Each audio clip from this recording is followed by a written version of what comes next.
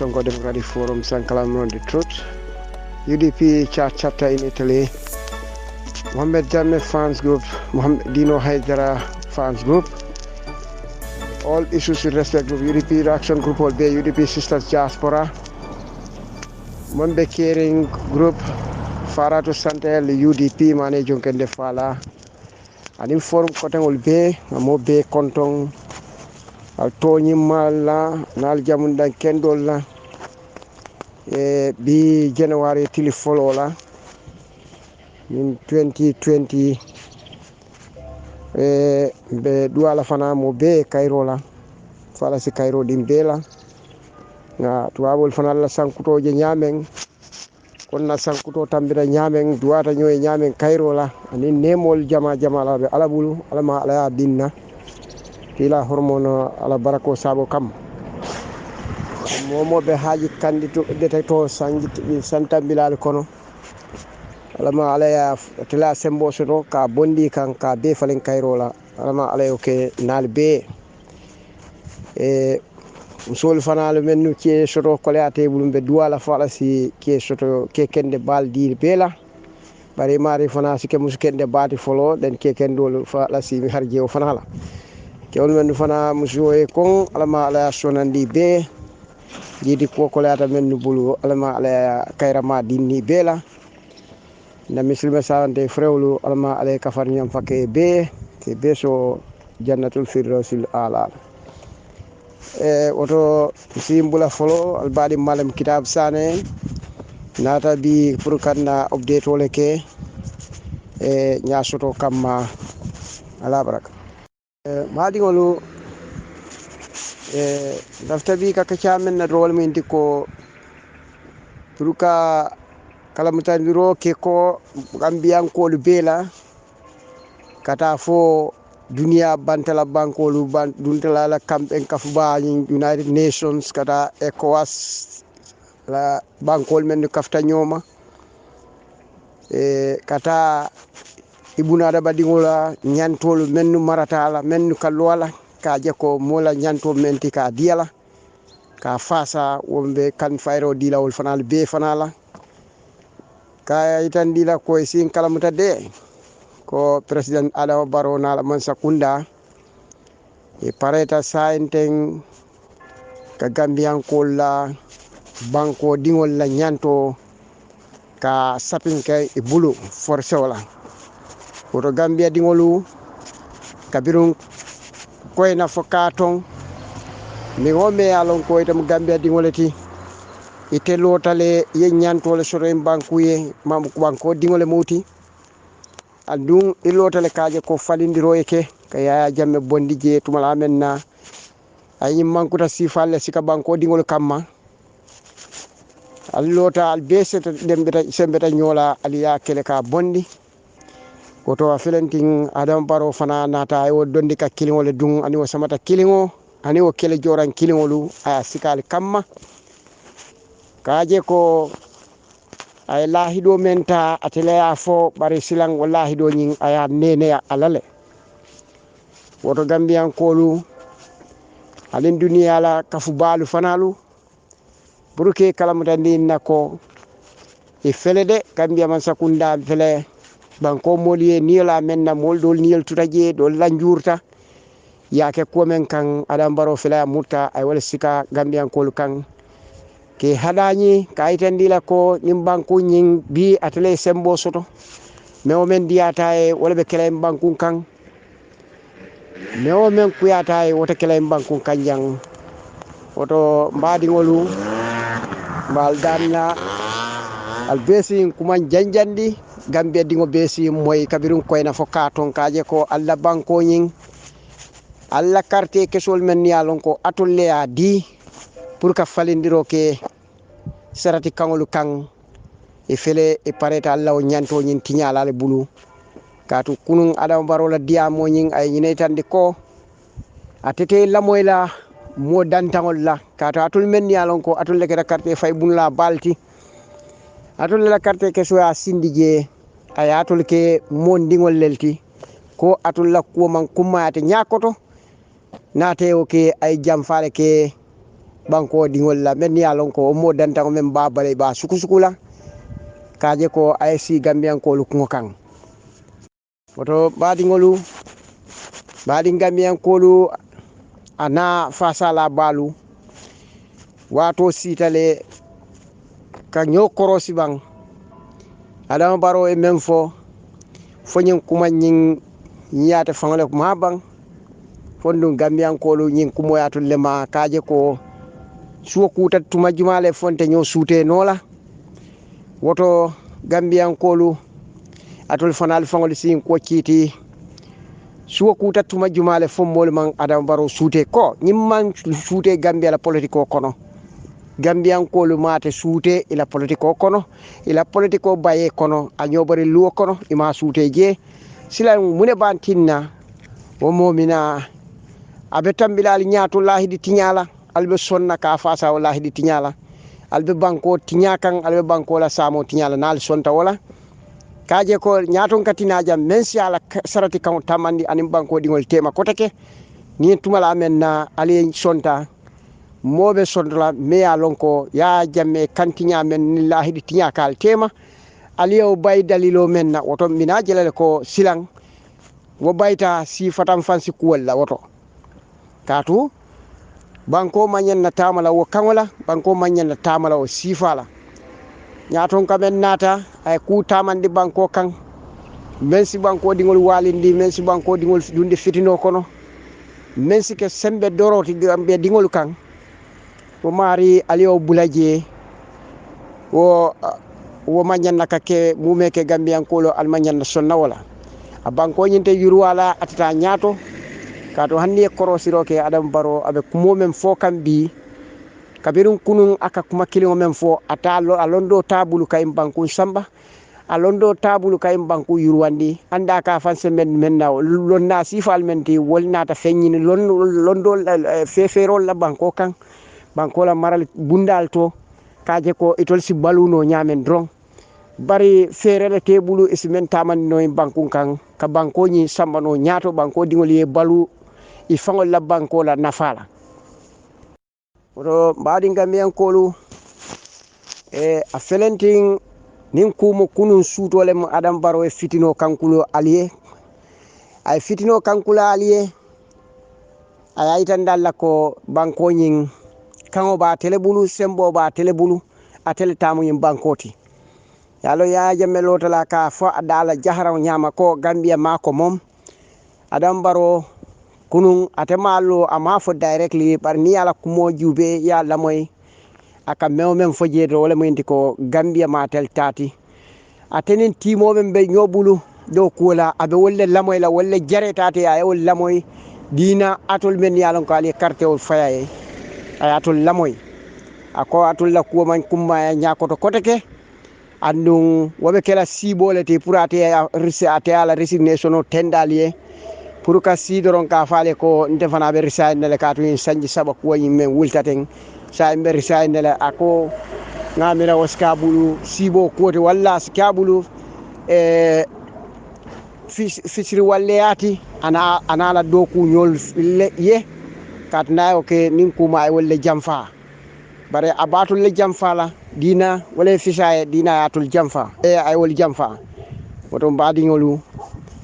alsi mira ke kuman la aliya lonko Adama Barrow fila kelo dante anin Gambia banko tema anala in central government ni melota ye kelo fele ya dante katu tolle ya safero beke ya diala aka karang anda sontal le fana bawo ngajele bebe kam farin ne yulum mollel tiben ya lonko kam fantungo nene buka ku keno anede ku makati bayno la fana so to wala tinna Aisha Touré nata parliament wolu wala anin gisudimo tata bari Gambian kolu alla banko atol tamu kango atol abatol le bulu sembo abatol le bulu woto wajibo le nyinti alla banko nyin alkana son mo kote soto wayo murundi masibo ni deto kono woto never again slogan nyin anyanna le ay horma ay bunya ando anyanna talale to the letter woto mbadi ngolu nganyine soto bi kaitan dalla ka mobe konton kal tentu kal jey Gambia la lonna kendol men yalon ko ali londo soto al karanta alla karan e hormoni buña soto andal man pare ka banko dingol jamfa andal man ke kata kolantewol ti al man ke fankoto bamba nalti be kam fayro dilal fanal la ali wuli ali al tewsiti kaje ko nyim bankun lonna kurun dantangol kanataral ñaato kali baadiŋol muta ke bulandi deto kono adam baro konko men be banko molla manol be serring balo be serring awam fe katano je gambiankolu hôpitalolu borte je jaralol femmanke je sanji sabo be kono amam fen katano to bi wobina mu nek katano la sanji fulo kono it's a waste of time moto baadiŋolu alla silol bebe tiñaring fondinkewol be jikira teyla fondinkewol be baajiyo mala hani bi fenta fo man sakunda sobe o men manna banko nyin kan ima londo soto affaire o tebulu na manke fere o fere betol bulu wala minti ko ibera jol soto la nyaadi le nyama itol be balu nya nyimma soto la nyaadi le nyama al kan al kungol kan wada malamu itol la ferol bar ni wonte e man fere soto koteke e simenta man no yim banko yin nyaat banko la nyaata tato oto ngal betentu ngal jeey baake be duwala falasi be kende ma be san jaman jama walla khayro nin kayro kono falasi nyimma sakunda kurŋoñin katum be kumandila kurŋol la sayin men man sakunda me alon ko anata ka sembo doro banko dingol kan ila nyantola wo be kumandila man sakunda kurŋol la woto gambian kolu alla keno fele alal tewsiti kaje ko nyim banko nyin akanata bulu sifale kono men yalon ko e mali nyaasoto fo e ko mo dantan drong moto ngal tentu ngal jeyi alma kayro siala e kuma mandiyanin tala kuma fofana mentena yata al sal haketu o mu joya nasolti banen kumol betata man satala de marole mu jo be mo beten tambal jeyla baake formol la alfal be kabirin sankala maro nyol siaka sonko nyolu e na diamla jatolu aliu jamme nyolu be kon don tamba kamaro nyolu kata na UDP chapter fana la president ba Ibrahima Drame vice president o Seni Samata nyolu kata na secretary general Mustafa Silla nyolu PRO lu Sita Dabo ani Sadio Kamara nyolu kata Sanusi Jabi nyolu Mamu Sisi advisor be konton na ante mo be tofono la ke mo kabanyo na mobilize adwa dambeli nyolu be konton na be na bari musol fana be konton na musol president ol fana fatu kadi ba konton na baake anala timo mol be tan be jeyla Aissatou Diané Mas ñol Cissé be konton na ela lodla kendol la aning forum kote ngolu Mohamed Jamme ñolu katan na jata ba Ibrahima Sané ci sene manso dingo be konton na aning katala kendol fanalu be konton mo be tote fono mammen to fo be wala fangala lanson kon kay na jambaro man of the year lanson kon kay Finland man of the year lanson kon kay Finland man of the year ala baraka baake ngal tentu ngal jeyi alama tilo kayro siyala wa salam. Assalamu alaikum UDP Youth Action Group albadima Ibrahima Sané le kadiyamu follow mba folale happy new year wala mo sankudo din dun tamen kono alama alay mabe ajama jamala kila hormona barako kama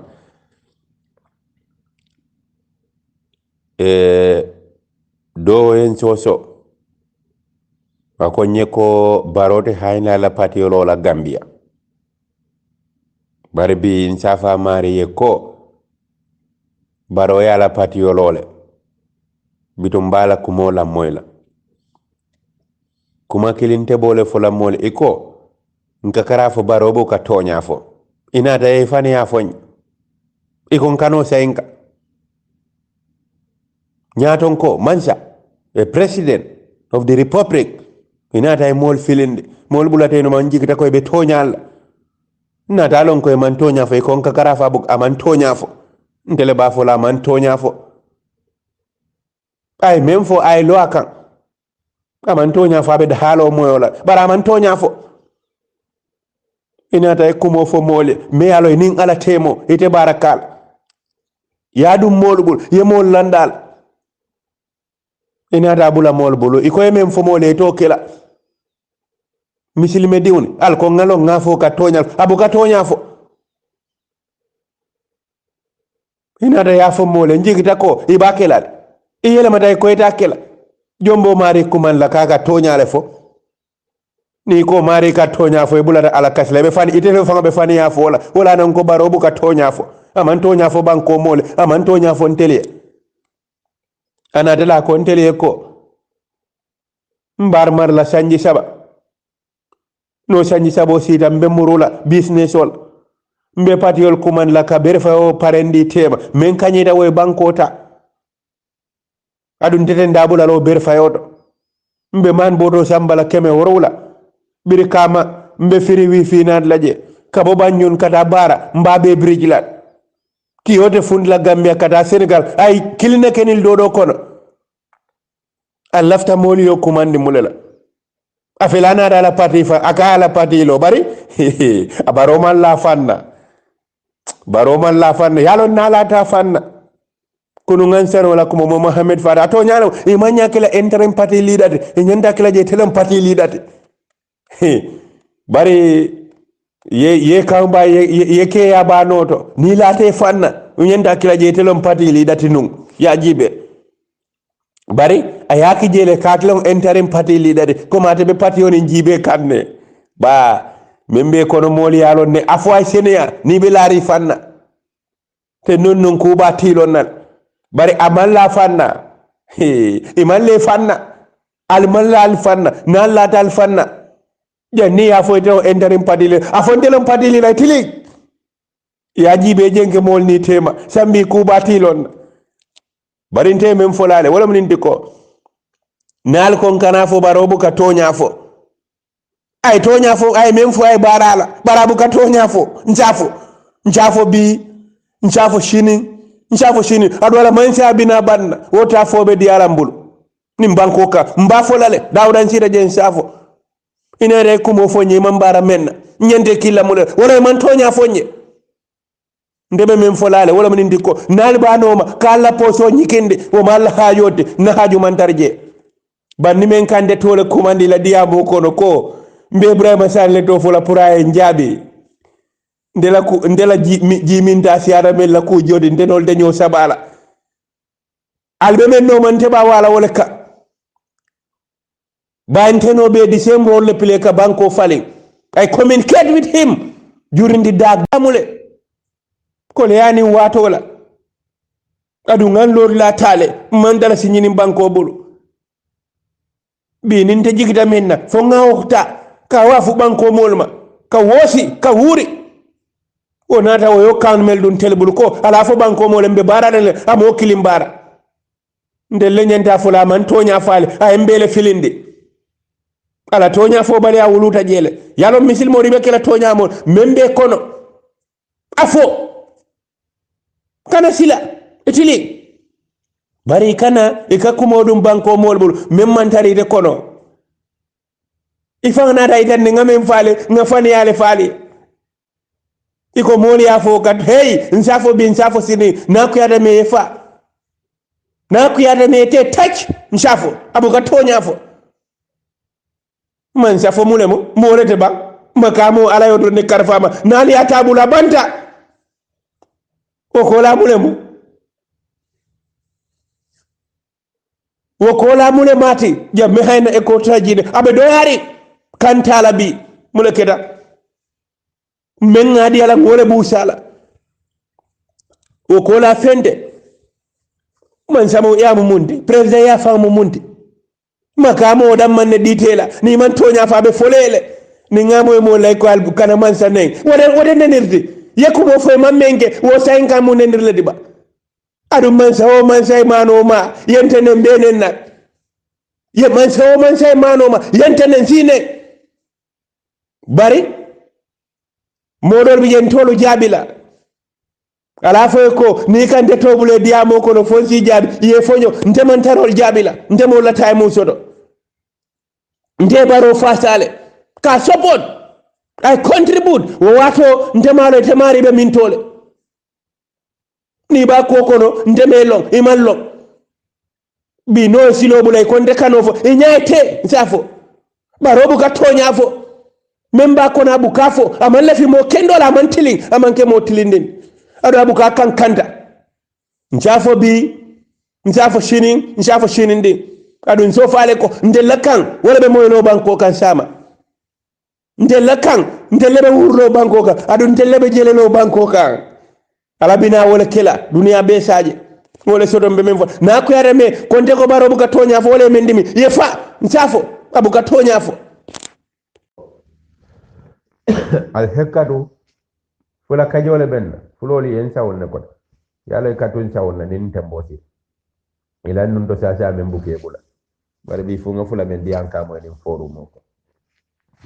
mbe kele fatan la kaburo konkon nga konko be foru bo bula mbe men folale wala men diko baro ala nim pati lo kanal ni okuya abete ata nin diyatantele ye baroje ni diyatante bari kukili asila dale amanye silala ba ay pati lo faye bande ay interim party leader le kije ko abe party oni jibe kane mulana ma fati lo party oni nyaado kodi atele be lo la fana nyandan le folawo bara mantar hanyirin ali yaki jotel na hanyita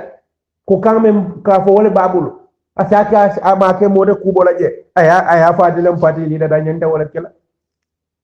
bari ngam mem faale wolo nko memba kono anaka mem foyte kilinti atlam party leader bari ayodu la filindal male folo du mandi sa fero ta ban to asene andla bari mule ni mum mo façon ne faat membe te kono ite to no fola fo mente kono ko fundinde wala nan ko nay kuma folo fo alatu al hakilo kono al kana fo le mutoñal fula nyang fana ba kis kisilade janne la wala imaja ka atelo interim party leader amake atelo party leader sai mule ya ka moki janyanda wala kelaje na hanyita alata fanda bari amoki je bari ni mukairoti ni mukairo yalo naman kuge sama mbulote la do laka ala bula landa tambi kolke ibayi la sama luwa samuda e da soro mfatodo lolun soman nan satar je ku batilon na ha ku batar re ngawura fre abala ken sen lota ado yata banko kan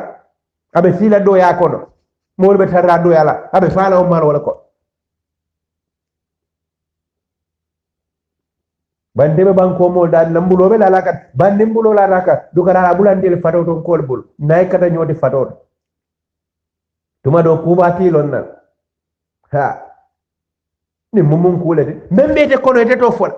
fo min mantari kono ko fundindi ko fo mol jom fa nyante lala nin ya ja kadlo interim party leader muna kida maki jatlom party leader bari ndebe mem fulani mbe mu kairot ha nimbe mu kairot nimbe mun tel la kairot de hakilo be nin kan nganim folen ko ala tala party lolale nake ba dol ko nga hawdi diabula nga mangi hawdi mem foda nyala mbole sa en kan kambi ndeni mode sila nga kuma fokala ko ntambi tolale ke kalame ntambi tolale ndokela na balo kono dunia palati mo sinte barinte manninka kane susu ne kumo fonte e ka do ko man ko su ala porto ala advisor do ya fa ko barola man sabe tembo mento abele ko sun kutin ni be kambani nin kono ni nyina te fanna ni kambani ne kono ma ko o mari ile nin kono ite sun kudo nin kono kata jom man nim fasarolo man na ka do fay man nim fo beresi wado wala man de ko ni sunkuri be kambane ko nyina te fanna ni de harjande tele nin kono bita wala min de ko ni baro fana be siri mansi ala nyina da fanna ni UDP kol man ta tombo baro le be ni misala amanni kan be bo ni leti isi mandi kan fo mandi lan sarole ya mi ray bol filindi kan ide jaka so sotole nteli fa mandinka mbawol mandinka mamawol mandinka ni lasla barkari ni lasla sobeo ni lasla kantioli ide be mulena lebe men dum nan telebul ndel de men famula ma fo mel ya lon ko e karakili wona mandinka yaadi molfo ndel yewon punja kono le nganku wadalo kono asene yada ibe kawo kam folantele manna kan to bi hakiloto e kam men dum mankendi ndel ka wole koros wolon kumo soko baro akam men fo ana bina menkel etekle mulana kije interim party lin anya ndagrati lam party lin bari abetiata nimbe mu kairote bay dol kole iba kunne ka fasa bangulo nala party yolo be bolaje bitwo mol fanali ji fol fala mun dem furati yolle di bayla ko be fambulo je dole kalile de iko nala party lo bay bitwo ci la bol faral la boyla fo e kalime na bidi be fangala wala ba fay party mello bay be tarra kunne bitwo telle alonje bari ndel sawolo tale ni mukai roti nay ku gemen di ada moye mbulo ne la no la kan ala bula kan ni manya façon ke ndebe men folale wala nanin audio mbe hakili malle ka candi kan be sa janjandi forumu kono ni bije be la fila la janjan ko alen kana nyina mbe mbota men kono wo nata nyaadile 1994 birin jambe ni bandiol denta yela ka foto la mule folola AFPRC ikoy manake mansa kundati membe mela mansa kundambi wala tarambulol le me nyabo yobondi wala itel be jenkelale ye silodi opposition party lay loy banko nyine ngamira ni lafo inata nasi birisi tay ko hani ntel betula janne nte bolaje wodo ma melke tel ko mo manyam melke lay tel fan nata wolleke laban ina na laban sembo maralola wo mintiri kafo wolle nata yele mandi ko ite jila mansal e ko yela patiole lo APRC ya tola walla ya bondi AFPRC to ye fani adum banko mol bulu ina da sembo maralola banko mol ka fosanji mo wannim fula ya adum wo example on beoja animel denta ka woke ayol folo be jam faale ay dolu faawo kono nko alinga de ngobondi ndenta ngaobondi ngati RRC lo membo kiskisila katonya fo mol tema iko mulebe kela o tampode mol ba suute la menna wala mininte ko atekela banko kan kode never again ye ni baro fana na mansa kunana 2016 inada kolea ba banko mol kafuta nyoma ngema ko enko nilibe nyaajo fitala ede kafuta yela kuma kan fontindi itata ya sada banko mole la mwe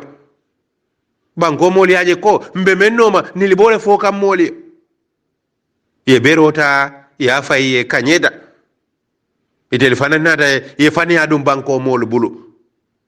sa e fele ba yermande kan sembo maraloti be sila e fanam fele la pati loy ko ibe manse anyini na kote alila mwe wa jammena la mol na re ko man na lola ina da yelemandi political party ti man son jila baro fanna la mol nare même fo mole yo betu koma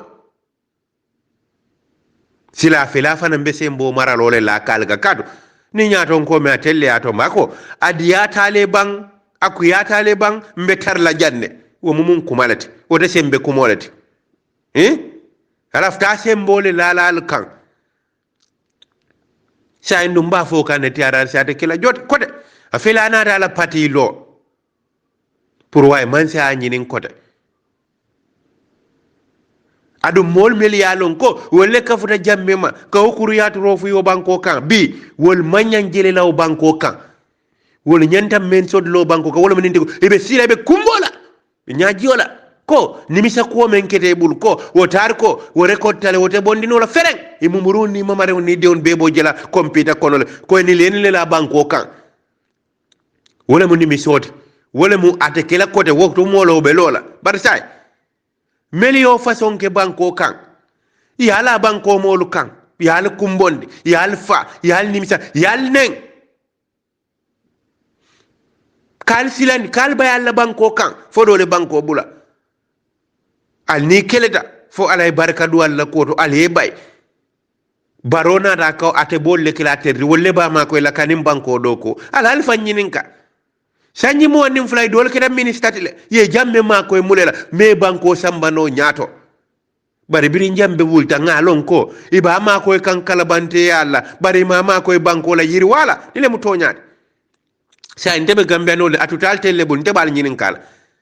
jamme nata ayadu wal bul ala banke political party ta yal mara semboka barona ta ayadu albulu ay même fois man kilim bara ala banki political party di albeson na la yal maraw semboga kadu jammena ta ko ni mintere fenko me AFPRC me nganate loi man sembodi bari loi sembodi ne nga patilo nga man se anyini baro fana na ko nga coalition sa tol même fo woni loi manta bar loi sembodi na nga marlo ke sanjilulu loi fana sembodi na nganna patilo say mule nil fata ni ba fula mo 699 mule fata jang alinga mira ba ken ko mole sota banko ka meli alon ko nene mambori yeni yuta yadun wo banko la Cairo na banko ka ya wo Cairo me yatun telebul ndelle nyanta tenkula al kiyama ninni benta ye se wonna ko ye men ni denta nga men kele lotale ngaje ko ay bambang ado ay ke toñati akana ken na karot bari bi mor sota melbe ka furim baroma kunu ibalanta ben nabi ba fasaka ya lonte men fale kali ngam fanyininga nim banko la nim farim men ngasodo nyaadile ntambita mulela aketa nyaadile tarikute ninti me safo ko mbakara na bukole kono hani inyale yaje ya tar ko me ya karan maybe safer la sidula dol safe ya karan amanke wonya bari me ya lo nyale yaje alen kana so moye mol nene nim bandi ka fol kana mol fe bi tiarar sibe lorin na banko kanne mo victimol fele kumbola inyaji wala ko meli e mantora bi wolle be maralen hani say to nyaabe fola min banko molu alinga hakili maya ko men la dan kan sanji mo wannin fula ngo alale la nyinin tala nsonta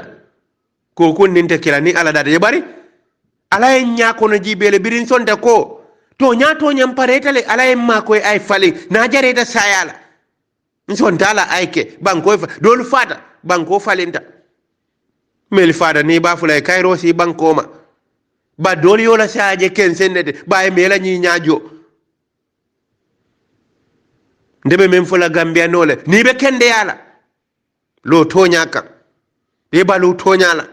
e fa toñaka le mu kende yala ko kunu handinte kanu ngi fasa mbalanta menna ngo menten toñade mennin silamanta menten sambala nyaato ne singulo woto mbebole kunne adum be kelelale kaytani le ko nganin ko men ka yosilo leta be nyantani le kela ni mu banku din kendod ilafta toñala tubabu du jang mbe ajele baro ma nyamel ke kan gambe nayo ki jandombi ya bay juna dibitel meli fana nge samba dibite buna kata ngeje wol gasto re bukate la tondol kayni ye kacha ke la sula kurol samba dibite buna bari tel katarje ka president fasa ko wala mennin tonya manta bari nim bebe de yatale bay 50 diro te bayil adun tar ko ba safela nim bodo di amuta me alon ko jammela maralo lanna tambi kol kitaba ko nyeko ku kilik wala niyo ko yanim banko kan akonye menkita mbulni banko kan ndada dunia be nyatili una ngasata kompita yo tale mumuri uni ndiuna animama reuni wol bebo jelale woto kuya nka mira wolanta ninkide dan ka kumbo kaje ko lana tambo ke tambulle nde mama reuni mumuri uni wolte titarno lantila nim banko kan nka e to nyalem wala mu kuwoti ni yake ake tefe ike mira somol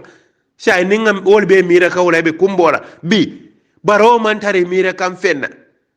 fo kana ka funtun kensen fudi kadum banko molbulu na ko di ni afiri bu ka fentarje fo fonyo kensen kuma kensen bari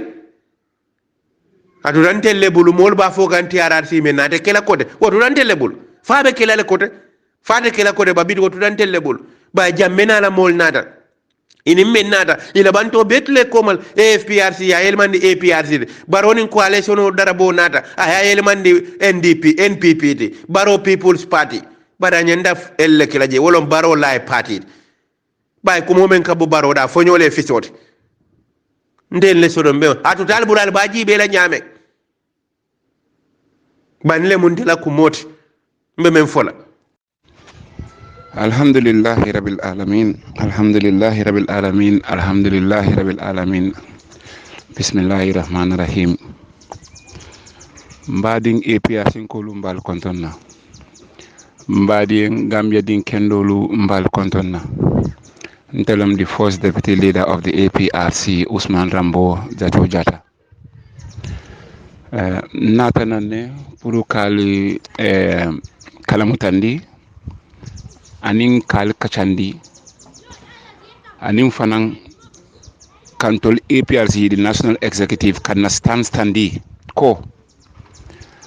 no ala sonta on the 17th of January mbafundilale kunung sibanto do nyamato ka famille Sirif Kijera mom the director of the victim center atata standard newspaper ako APRC mayna pamido sotola pour que a peaceful demonstration okay kata ECOWAS AU the UN Sirif Kijera yalong ni ko moye me fongolong a manke nendiri bari ite mo sifali me fongolong ite male ite mu jumalti iko nintol ne pamito dintol latol falamba protest la ni mam protest salon ko konton manke Kijerati bari don't be mistaken in la victimolu ka kuntun tol nyaatu because we will not spare you. I repeat, on the 17th of January ngana pamito soto momo kundiro nyato nonsense sola you will regret it for the rest of your life. Nkata a peaceful demonstration lela kana letter sa manyala assemblée dami Babil Mansala na akuyata momo yebe nyala newla yalong ite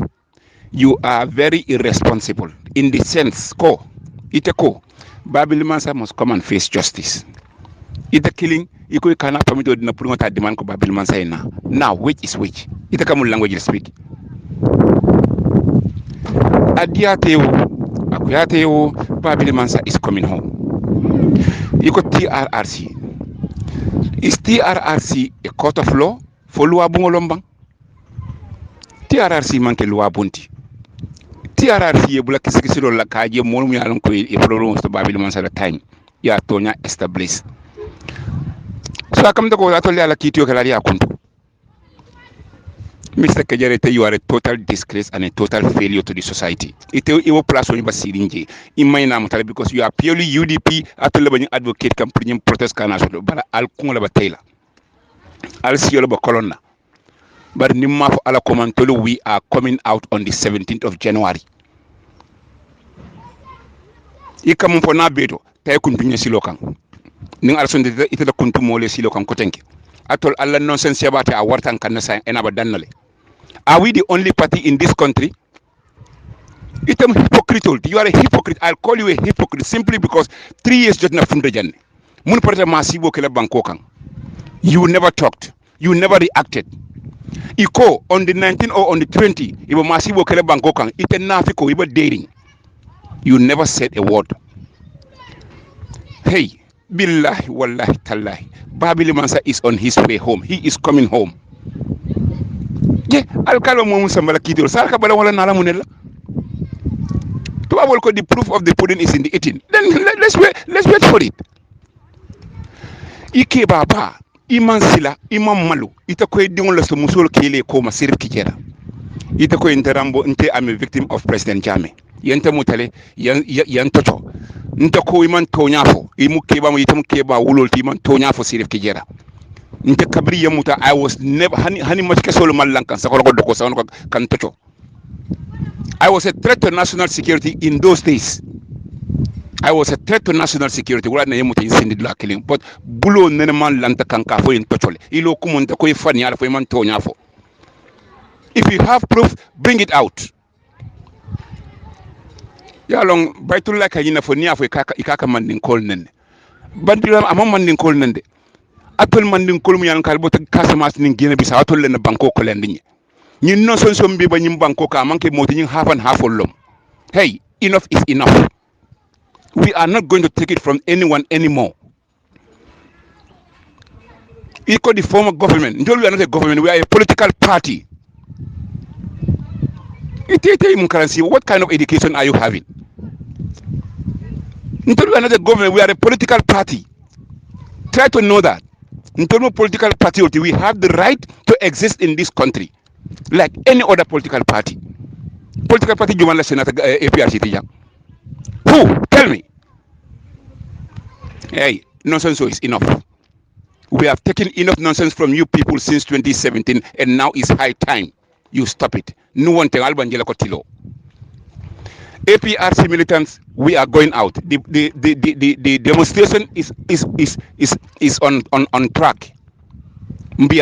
are on track and we are doing our groundwork. Nalia audio mo banta ko nga bayil nal mamon tol national executive alanka mariba amantonya fa fanial. We have the right as a Gambian ka funti kana kamfada tandi. Now no man dia mo bankopla. Mbel den sa Gambia la. What the hell is it? Enough is enough. Anyway, this man, we will not give him relevance. Never relevance what is his problem? Because ni ala nafiki ala tandi. Ka foli bi yanamu yanko porta banko mala sirif ki yere na funti ka audio bondi woliye. Je ntol nga announce ko kata demonstration la probablement c'est senen ika fo mo le ko mayna pamito dila fo tan who the hell are you? Itala ndo fala. Hey yalla mang sirif ki yere, let this be your last nonsense kam from you. Ikam moyle. Mbadu mbal tentu la mbal jay la barak bar nga fala nyami we are on track and bina fundi la call update as we progress, but ni ala sonto on the 17th of January we are going on a peaceful demonstration. It's very simple.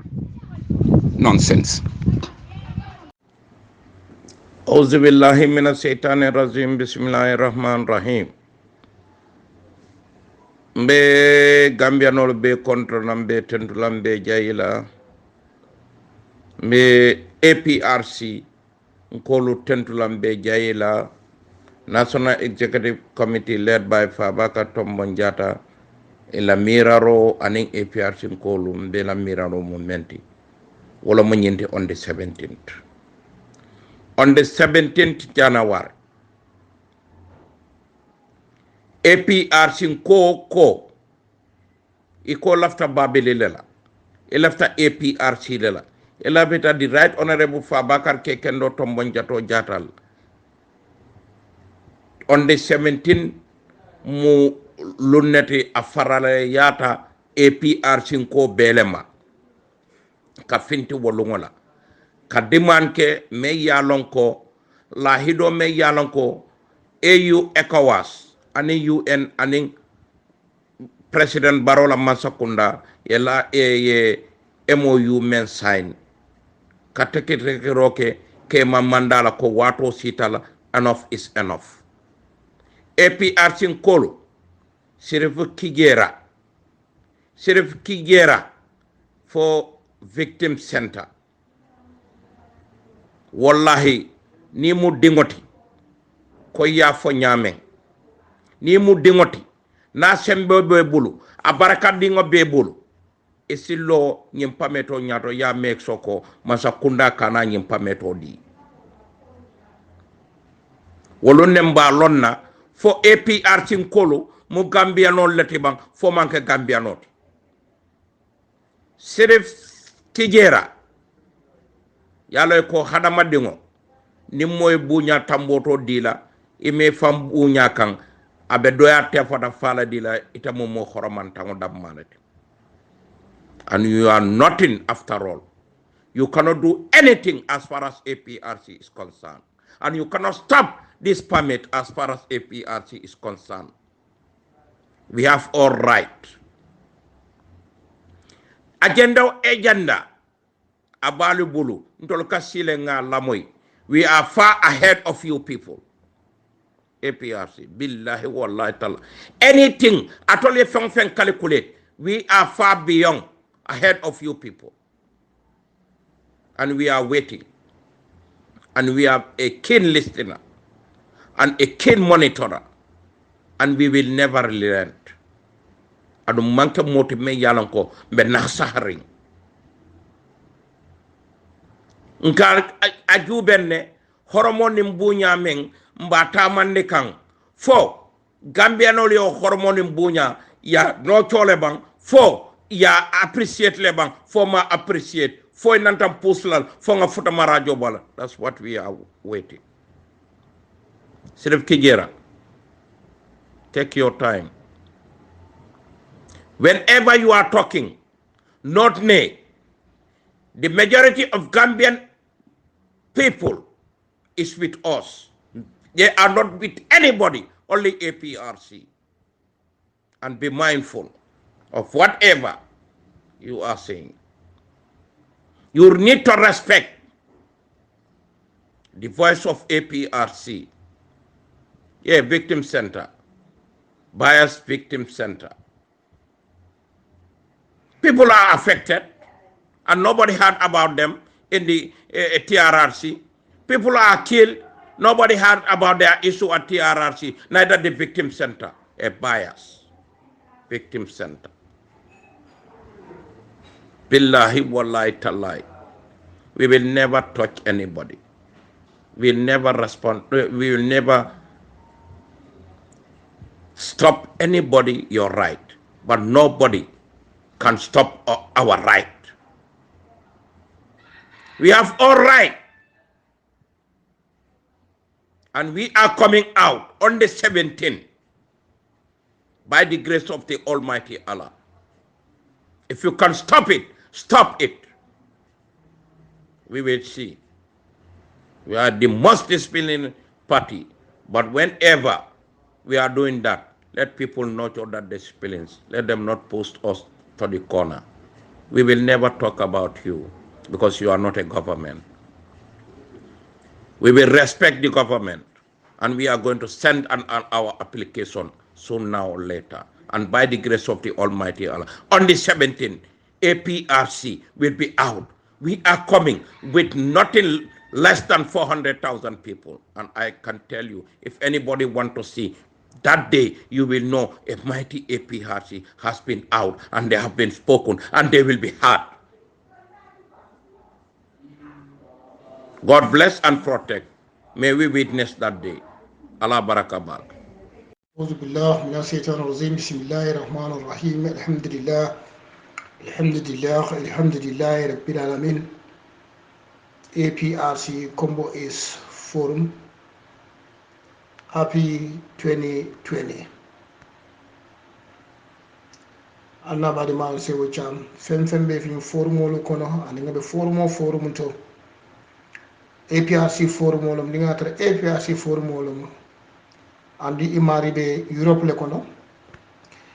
la famba tandile da na chairman to ya kan na EU plan to ya kan ko na forum wolu sodo e kafume APRC Europe EU branch o APRC Europe EU branch along kan muneti a lota ñaadile a lota ñami wolomo na pati ñaton ko min keta the right honorable Fabakary Tombong Jatta wole ya silo dinna ko nse brancho ele pour mi alon kabe lola Europe be le kan wala jang APRC dingo dimbe Europe kono asena nsa joindino groupe ñinto ning atara amare lafta ka dunje pour ngal laño kan nga do ko ke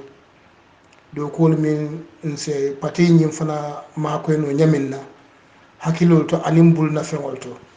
wo kaw kan ne APRC Europe EU branch lo ta nyi sangol be kono jama balu bal kono ya kala mo tante sew cham kala kumandi kala fu modi mini alon ko e ma kala mota be molbe dan na nyim forum to jang combo is forum ni ngalla baadi o baadi be Europe kono min ma ko kala muta ba waton be so kono mol atole kala jamani mun toto ba antol be fana be different countries leto al sen kala muta dal sen te sew chamna nomba di no mari le asen contact no le walla ale BMC o baban din tal la nomba di o babu gay son ko nyol fem be no EU branch mi ko ale contact on soto en sina ngi mari le contact ni se diamu se dunde forum on nyunto ba wa ko kum ma ya ta back womo kulti men ko ɓe APRC ɗimo ɓeyɗani la andu APRC ɓe forum to ni gatare ɓe APRC ɓe andi ɓe Europe kono jam nde kalam tan la ko there is a branch called APRC Europe EU branch woɓe jamminala forum olo miyalon ko pour na patilom pour kan na pati sembentoya ko oda forum suñen mbari ñin Europe EU branch is a special one miyan ko under the directives of the national executive nde la ñatonkoɗo da raton faba ka tombon jata ala idea to wolen nata ke mañin Europe EU branch lo birin honorable Sidi Ndiaye Bidje o time o biri wo tembole nata ganna branch lo falen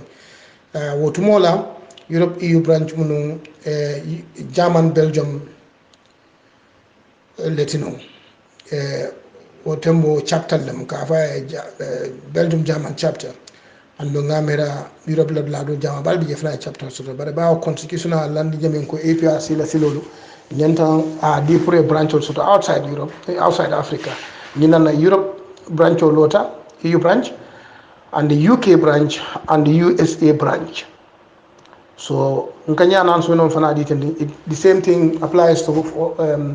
other branches like US branch and the UK branch. Or fana dungo be dawda ni be forum ko sa karam dako o forum jele mi alon ko e lota parti to ala kam fem be forum to mbafra le ko ntoli EU branch be molu nyini kay be dawda ngalje dawda mbali kalam tan la ko alsina ngan hakkilo lu fay ñoo kan je kan conference line on sotole kan meeting o ke pour que molu be kalamo tan di ko ñinne be kering wala nin ku be kering se mune ke ñoo ngan parti ma ko ngamera na ñim branchol be to bantala banko de minke kam pour na parti mo be nya jele mo be akalam dale oto be mol dan la don fofu be dawda don ñin tare mantar ñim formol to EU branch ndibe to Europe le kono they welcome la isna contact olta sewu cham la number formul kono le baba nintal BMC anim babu gay sonko nyolo anim mo jama min be Spain ni Portugal loud la to abdu kono jam otan sign dom bal tentula mbal jeyla. This is an announcement from Sewu Cham for the APRC Europe EU branch. Yo, assalamu alaikum badin gambiankolu, assalamu alaikum badin formamolu, alnal badin malamu Yakuba Konte. Binga ja severin kibarato ko president Adam Barrow akaya fonction political party lo. Oto president Adam Barrow bri ko ye fonction political party lo oto bi inyanta yirisan as a president. Inyanta risan as a president. Bari president Adam Barrow dunia dawda. Ebe political party mento. Menye sama power. New political party nymbula. Iko be fan parti formula o de nyanta di channel bari o parti la mo parti mo latna e ker mansati parce que Adam Barrow brimina mansala not as an independent candidate political parti be fasa mbate noma walatna binara mansakunda kono ya became independent president ya coalition ni lead bare be inni wala starto men be ke briot nyabitum president Adam Barrow is the best time here to sign. You will step down from opposition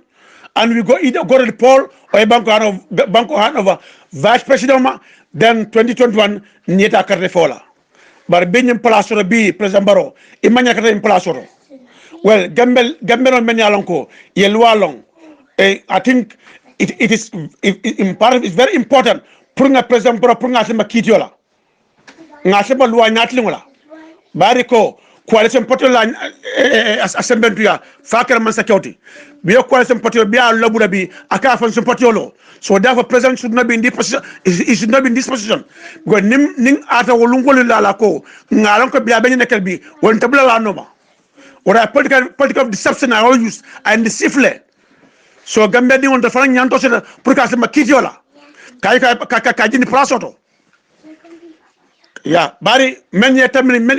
brimba tambin la nagi starto la ko amay atlo carte fe man kana ayo starto tinyal killing ay sangi sabo tinya so sam president Barrow mul la namoti menki adna harun sublano ma ala president Barrow fin ay lagi di jumal press coalition ay manti mandi bi abet nyale president borom lahi tinyalalti woto bi gambe do jawula kasama court fang ngaji ko ka kitini abani mansiato bari sanga president borom ay banko jam fale ni woli lala aman son sarto ni nako avec independent candidate woli wadan mo jababula ndabla no ma so mo rano la naral nene woto president baro anda step danale ay banko ad o mobile ay ta daraja yu carte photo ay a fonction den ko du naben carte photo bara manya carte president yala naben carte photo because bari men den de carte diala mala IEC ya mul walta fonda pour que lo ka president baro registre al politique poto registre bari men den de ya tammi den lo banka aw sartot nya aw burkale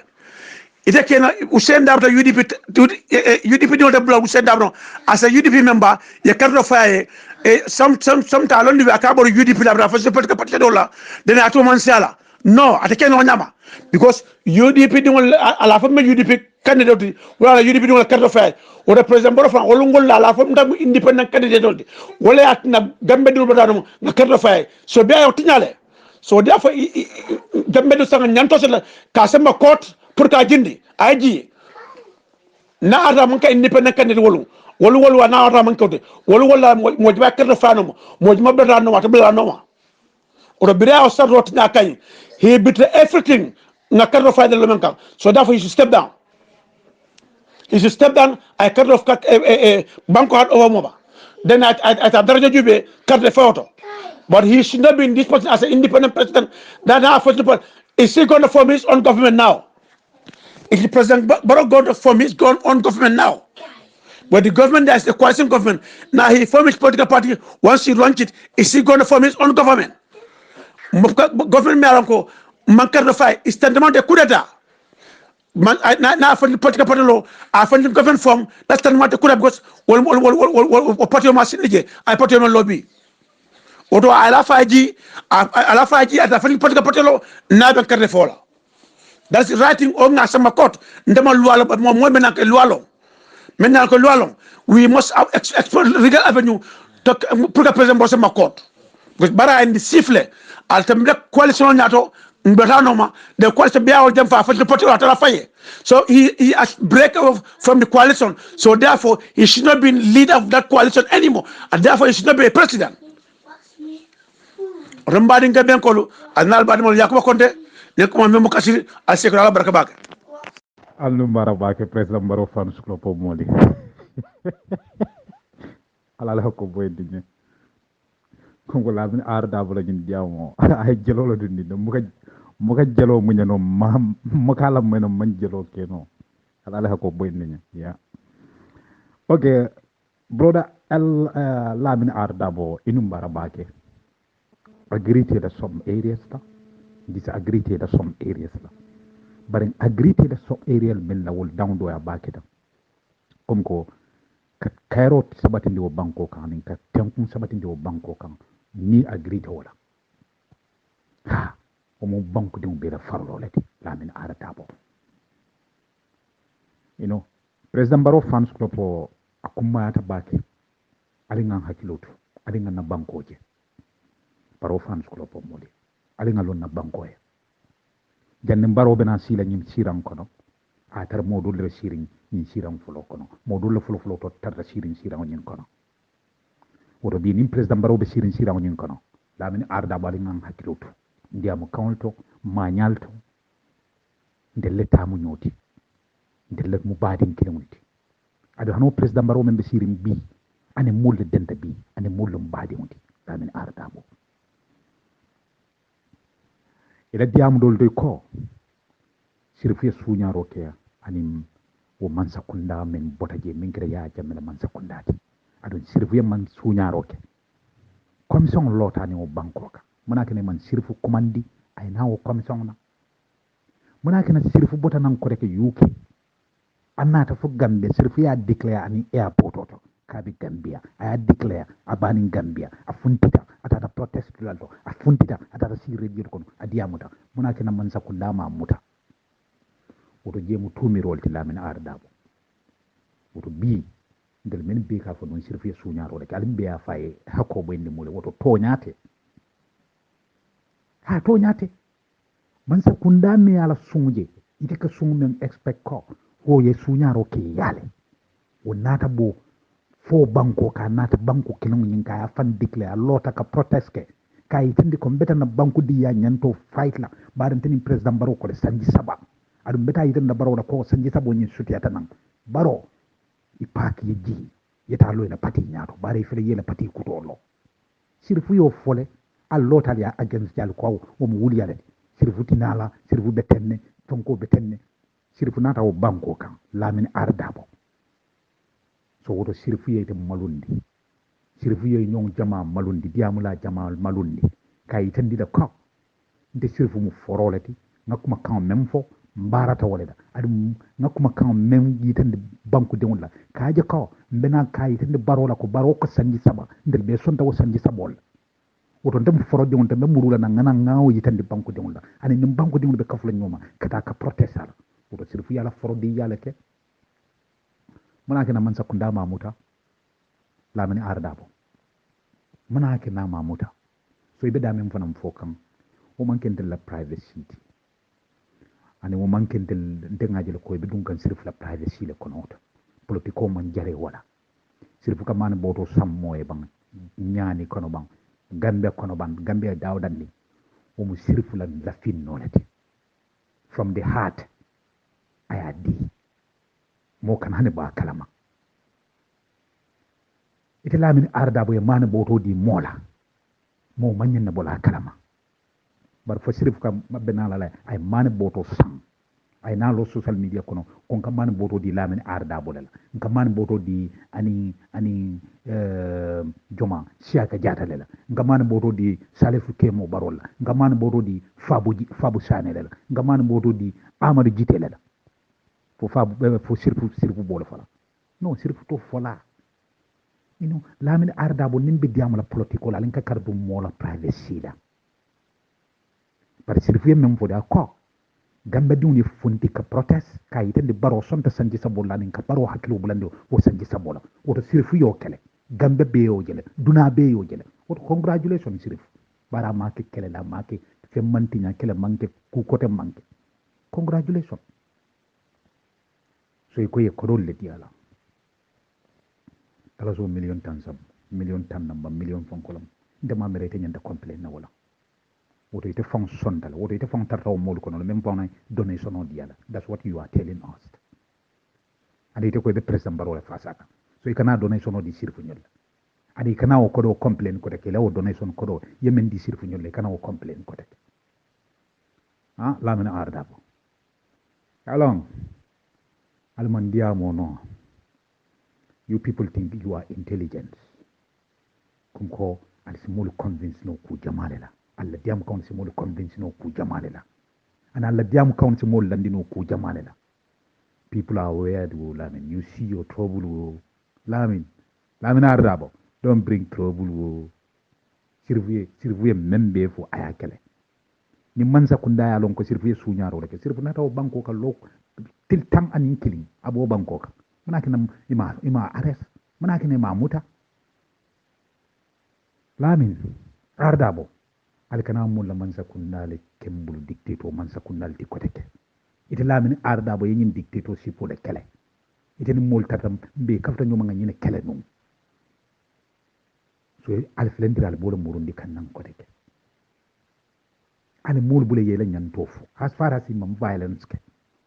ale mol bule yele nyan tofu wala mu democracy di bar dunabe president bar wala mansa kunda jube kanade lamini arda bo adam president baro nyanda hakilo to latel sifal la nyin diam kamol leto baral ka mislead le sama nim president e problem soto human right abuse la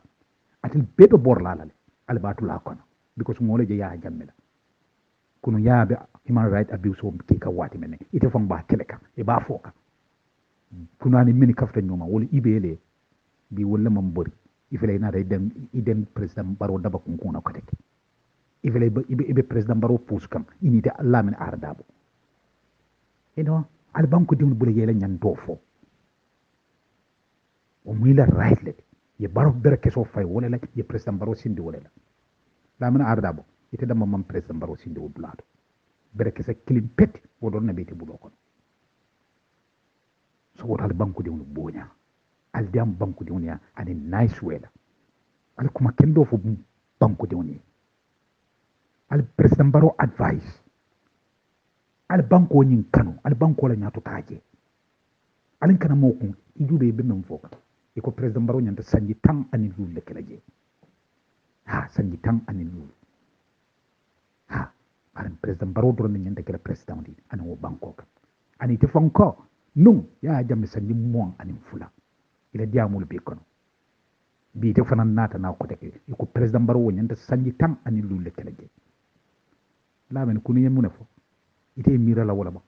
ngamela kunu tele be complain kan president jammela sanji mo nim fulola iko dictator sui pole nata bayte fanam felentri bo di semle nati ndikan iko baro nyanta tala sanji tan ani lulu no kafta la nyin sanji lulu doma akide ko sanji mo so anin jammete ma sanji jolle be tema sanji fula lamen ardabo ala wo banko kanu albo baro mislead la banko de le tam sembodi banko de hani next election o nyanta ka baro jindi bare baro e qualifié promiso men beji o banko de la o promiso le mam furfit no bar baro na sembe min totula because atelle ba advice kan comme ko like man na do ko be banno president jo mala kanna akala do ko ban kaji place o nyinto ite kanale ka do ko tadda men dai ka da mu dawol kay naita lamina ardabo ite ko sanji tan anin lulu nyo ka fu sanji lulu ma kida ko sanji mo so ite fana na kuma kan mo monati o mo mon kuma kannati ha ite fana be banko diwni sabakan sai kata mun dinkale kono instead ke bondi wo dinko kono mbotam dinka men kono ko degi ibe bulandi kam wo dinka kile wono kono ko degi abala fa warta assalamu alaikum warahmatullahi wabarakatuh ala barka wage mang fenge nyaw nyaani way problème de alhamdulillah nafsa lamine kan nani kuma ka wala lamoy la jaabi la dum andi lamine kan abaraka bake ibe même fo kan idala ani la kuma kan lon ke la may nyame man dolon barinde ka la may nyame ngaji ko mole mudumi yalan ko ibe to nyaale fa sakan andi mammoje ye gambiyal je ndela jeri nyaato ani yemen fin ikamen fin dindi mol kan ngaji ko to nyaa mole mudi ka to hala madi sonde mo kon min beji alale alo baro sina mole jande kuma do am fo gambe di mole biya fala kada ala jawo de kila jawo ibe diamu kan nim mo atra janim be futala do solo nin atara moɓe baro fa sala fan yale kan ime mirena bankole ime mirenin ala temola ete lamin kan na yande kala mo folode kadum baro fans globo fromo birayel dal telle a create ndunta je nyanta men folale nga faale je ngale ko nali yake banko na faale kamma ala si baraka je barnali yake pour kam molle kuntundi ala sar buruka anda ala ka fo nyaala buruka dal ka fama abe burkala le so woto nim mo nyanta baro fa sala faniya kan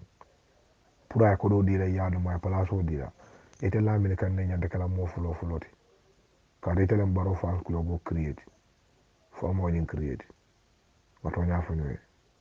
ngata la jaar to ñata ba bari ni yaaje baro la ko do fay place o fay fa be fay gambia la e mallom melom bari ngalon ko e kam receive jam e montre karo jumala nyaabe mala wala baro jo wala gambia banko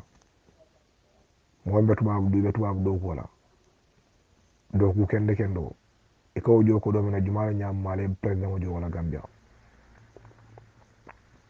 abaraka baake be lori la banko e nyaamen almalen ni mantabe ene banko din kendol be e kadiyamu nyin mo kulu balol men lan tabuga diyamu wala ko la lamin ardabo dindin solomon dindin kulubali ba amallom malon baran kala odiel la may wayata nako dindin kulubalo le mari o baraje nga bar muso la odiel may bar muso fo be diamal ko mo me yalan ko hana ba matuwa ya matuwa fa hani talla kusuwo ko na man bulo ko di fo ngolaji muna no be bala na america we ba ma mem ti fa mem be ke barola birim ma sekunda farinde jumal moje birim ma sekunda farinde nen dirten nen diro mam men fo adam baroma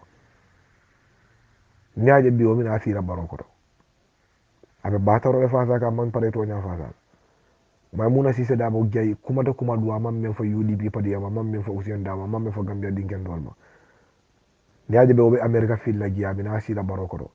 ana ke ma be ben fenne ye nyoje gieno la Europe kono gieno ni batara ko le ka fuda wala kan wala ne mam fem meg no Europe murna na rasi Africa ibe sirin baroko abe mo la banko na fulo dile ba dumala bala firma ni yanda kan kaga mo le hadani barob go mo hadani de ala ni jam fantu wonde ala nin nafi konten ala nin hasidon den baro hannin duniya bele be lara kan ala si buwa kodo duniya buwa kodo ala si buwa kodo kila buwa kodo asimbalu ngin duniya kono foddo hanama dingo be yalon ka maluta so nde buga diam wala ko wala maymuna sisa nyol ning wala min arda bo nyol ning wod so ko dibidi hala kirmol men yalon ko ya ala jam fay kila jam fay banko be jam fa e be banko na flo sigale ba dile la e ba do mala bala fi wonen ba taroni yanda kan kaf kan ka barole fasa ari nga fasa ko doli nanga dum let you people do it ba fudala alamala nta buga koronda moko de al nim baro be nal be fudala alamala ala be menkelam boje lan bayal mam pare to nya fasa be ba tarole fasa kan ala baro malun dal be nya ko Gambia ba malun la brin so manda fotulo e boy aba malu la si doya ay malu brin ne afa alkiyam ata bayal han kese kidin ala ne nafi ko ne hasi donde well anyway lamin kan keten du ke jayi ba kan mais suwade ngim mosi fo alla pour ga bankoje ka toñaje pour ala se gam yabondi jame thank you so much yalong italia wala long because mona mi ka baro men fa sa baro mangi sutura modi baro mangi toña folati baro mu nafi kolti baro mu hasidolti wala nana min ka kanala ka mo le ko ngani ke kare e bukaji misil makendela e bukaji misil makendola ye fo ke moy kana muri ka mo len tele nyinje kare ibukaji misil maken dola la hediti nyala misil maken de fan ya fola misil maken de nafi ko misil maken nin daji ko be tu ya beta baro bulu momo baro fasa kam bi iboto nya fay dembo bay fo nyul lamba amad ba nyul lamba no mo din kurun ko to men be ba dan dawala tu yenyim banku doje baro daji ko wala nata ko sirfu buga mano fo san no moy sirfu buga mano san no moy bar sirfu ya fa korda do hule fa sun korda so security bi je ka kanta nada mo halakir ma mo nyewundi wona musbe sirin banko be la place do banko be la lawla ata man so le fa so fa balidun kama wala nyam mo halakir mo nyewundi